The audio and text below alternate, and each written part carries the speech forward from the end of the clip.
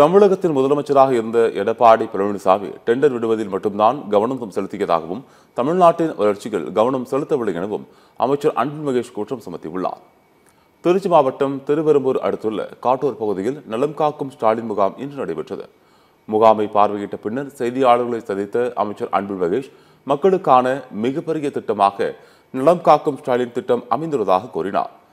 பொருளாதார வளர்ச்சியில் தமிழ்நாடு தற்போதுதான் இரட்டை இலக்கத்தை அடைந்துள்ளதாக மத்திய அரசு கூறியதை சுட்டிக்காட்டிய அன்பில் மகேஷ், தமிழ்நாட்டின் வளர்ச்சிக்கு நான் தான் காரணம் என பெருமை தட்டிக் கொள்வதை எடப்பாடி பழனிசாமி நினைத்து கூட பார்க்க முடியாது என்றும் அவர் தெரிவித்தார்.